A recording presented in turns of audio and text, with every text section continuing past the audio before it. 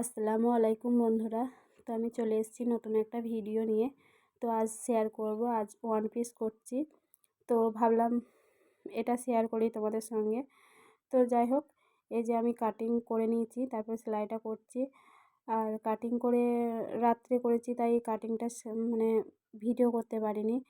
যদি কারো সমস্যা হয় তো আমি কাটিংয়ের ভিডিওটা দিয়ে দেবো, মানে অন্য একটা ডিজাইন বের করে তো কাটিংয়ের ভিডিওটা দেবো। তো সেটা দেখে নেবে, একটু কমেন্টে জানাবে যে আমি কাটিংয়ের ভিডিও দেবো কি না। তারপরে এই যে আমি কাজ করতে করতে হঠাৎ আমার ফোন আসে যে আমার মা খুব অসুস্থ, তো ওই জন্য চলে এসেছি আমি বর্ধমানে ভর্তি করেছে। এটা হলো বর্ধমান অনাময়। আমি এতক্ষণ ভিডিও করিনি, আমি হঠাৎ করে তাড়াহুড়োর মধ্যে চলে এসেছি।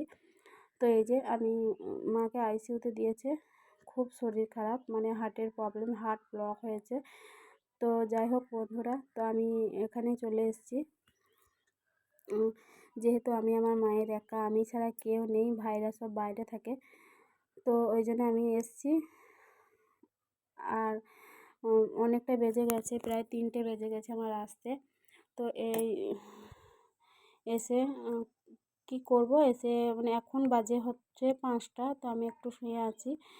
তারপরের দিনকে ব্লগ বানিয়েছি, মানে ভিডিও করেছি। আমাকে ওষুধ আনতে দিয়েছিল, তো এত গরম, মেঝেতে পা দেওয়া যাচ্ছে না, প্রচুর রোদের তাপ। তো আমি খালি পায়ে চলে এসেছি, প্রায় 1 কিলোমিটার ওপর হাঁটতে গেছি।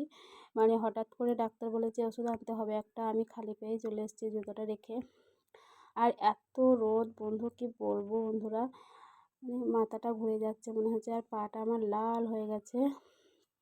তো যাই হোক, মানে এই 2 দিন হলো ভর্তি হয়েছে।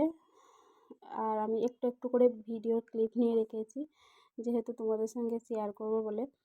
আর আরও কিছুদিন থাকবে ভর্তি হয়ে মনে হয় যেন, কারণ শরীরটা খুব খারাপ, আইসিইউতেও আছে যেহেতু। আর আমি ছাড়া কেউই নেই। আমার আব্বা করে আসছে আর যাচ্ছে, মানে অনেকটা দূর বাড়ি, তো তো এখান থেকেই আসা যাওয়া করছে। আর দেখি কয়েকটা দিনই থাকতে হবে। তো যাই হোক, এই যে আমি গেটের ভেতরে চলেও এসেছি। আর ওষুধটা দিয়ে দিতে হবে, যেহেতু মায়ের শরীরটা একটু ভালোও নেই।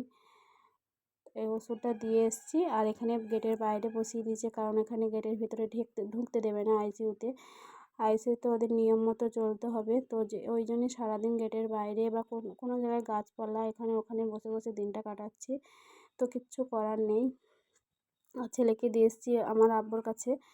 তো যাই হোক বন্ধুরা, ভিডিওটা মানে দেখো, আর আমার মায়ের জন্য একটু দোয়া করবে যেন তাড়াতাড়ি সুস্থ হয়ে যায়। চলো, এখানেই শেষ করলাম ভিডিওটা। দেখা হবে নেক্সট ভিডিওতে।